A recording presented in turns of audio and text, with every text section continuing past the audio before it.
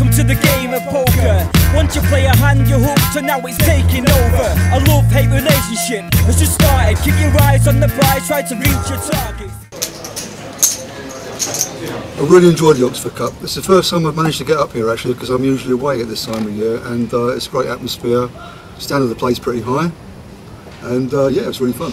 Fantastic weekend all round. You know, to have Gus Hansen here in Oxford, you know, with the students, and just coming out clubbing last night, even, you know, just to meet him, for him to really support the events and be with us so much during the weekend, it's just been amazing. It's always a lot of fun, really. That's why I come here to the Oxford Cup. I mean, I came to the first ever one, and then I missed a year and then came back again. And it's not just really for the poker, it's for a good night out in Oxford. You know, all the bouncers recognised us on the door from the previous year because we caused so much mayhem, and so it's always nice to create some chaos in town. And so back for more, and obviously the poker's good. What do you think of some of the students who you played against today on your table? I was playing fairly tight. Because I was playing very tight, especially at the end, I had a little time to look around the table, which always is a good exercise, just to look at your opponents, say, okay, seat number 1, what do I know about that player? Seat number 2, what do I know there, etc. And I felt I had a fairly good idea. I had some hands that seat number 4 played that I thought was a little, let's say, different. Different doesn't necessarily mean good or bad, but different, but at least something to notice. I thought that seat number 3 bluffed way too much, and I was actually mad at myself that I didn't. I kind of had picked up on it early, but I wasn't 100% sure, so I just let it go one time, and I think I could have re-raised him and bluffed his bluff, however you want to put it. So it seemed like there was some real solid players among, some, let's use the word, not so solid players among. So I think that happens where we go, even if you're some of the bigger tournaments. If you take the World Championship, you're going to have, obviously, all the top players are going to be there, but there's also going to be a lot of people who've won their way in, trying for the first time, going to be nervous, and of course some that are not that good poker players. So I think most tournaments you will have a mixture in the field, and I saw, at least my table, I was only at one table, and there was also a mixture of good, mediocre, and not so good.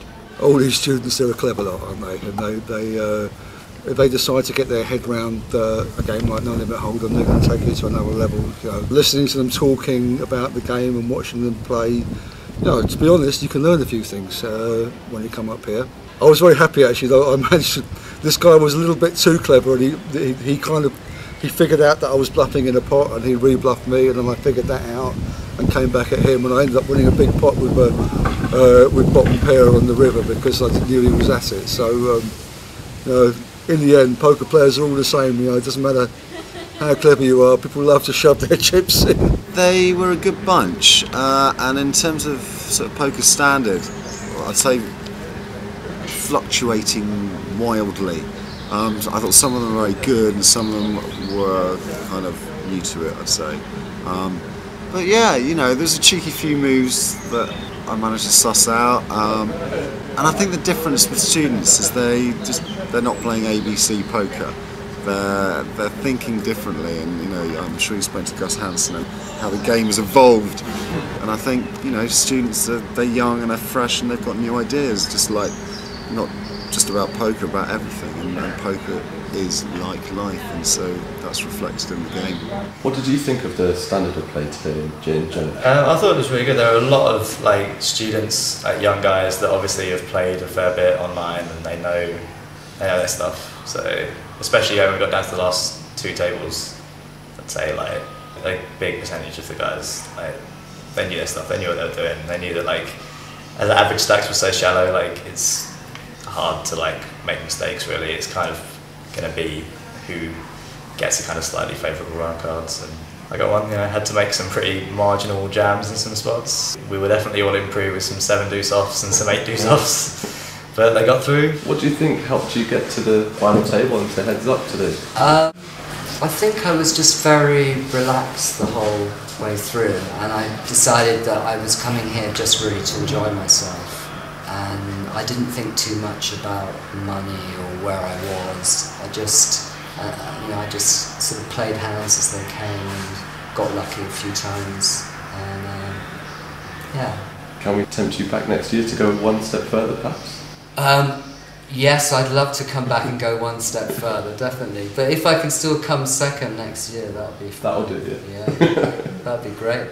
Do you have any tips for aspiring players? Well, I say my favourite tip, and this has been my favourite tip for a long time, whenever anybody asks me for a good tip about poker, and it sounds very simple, but it's kind of profound if I say so myself, and that is that you should always know the reason for every bet you make before you make it. So many times people get themselves into a pot and they find themselves slinging chips in, hoping someone will go away, or making a call to see if they'll switch off on the turn or whatever. You need to have a plan. You can adjust your plan, but you need to know what you hope to achieve by a bet that you make. And there aren't that many things you can achieve by a bet. You know, you might be building the pot, you might be trying to bluff someone off the pot, you might be trying to get a bit of information, trying to stop them from raising too much. I mean, but whatever it is, you need to know. And so, too many times you see people getting involved, coming along for the ride, or you know, making a call, crossing their fingers. It's like kicking the telly when it goes wrong and hoping you'll get a picture. You know, you need to have a plan. I think most players they tend to fall in one category. Either they bluff too much or they bluff too little. Of course, there's players that are in between, but a lot of times they don't know why they're in between. They just do a little bit of this and a little bit of that, which definitely could work, just if you do it at random. But definitely a lot of amateur players, they start out and they've seen a couple of bluffs on TV, so they think, oh, poker, you're just supposed to bluff all the time. They're quickly going to lose all their money. Some other players, they're very careful and they never bluff. They're probably going to lose their money too, at a slower pace though. So I mean, poker is really how to keep your opponents guessing, and the best way to do it is to vary your strategy. Sometimes you play tight, don't bluff. Sometimes you play a little bit crazy, bluff a lot, but you mix it up, and that's a marquee of many a good poker players. So I think a lot of beginners, amateurs, and also intermediate players could learn from that advice. Don't do what I did. Don't put all of your bankroll on one single table. You know, just be really careful with your bankroll. Is I think my only advice. And if you're careful with your bankroll, you can really enjoy the game, and you can enjoy it for a long time. Tips, I'd say doing your homework and getting the experience, the practice perhaps online is a good way of getting lots of hands in quickly, and just playing a lot. You know, the more you play, the better you'll be, and you know, if you like it, keep doing it. Do you have any memorable hands from today? Good hands, bad hands? Yeah, well, my memorable hand from today is a hand I got involved in when I'm on the small blind with 5-2 offsuit, and there's been a couple of limpers. I make up the small blind, and the big blind makes a raise, which gets called in at least one spot, and it's a size raise. I'm kind of priced in, or I felt like I was. Maybe in the bigger tournament I might have felt differently, but I called, and it came king deuce, and it checked around, and it came a 9 of clubs to bring a 4 flush, and I kind of felt if no one had hit a 9, then my deuces might actually be good. So I led out.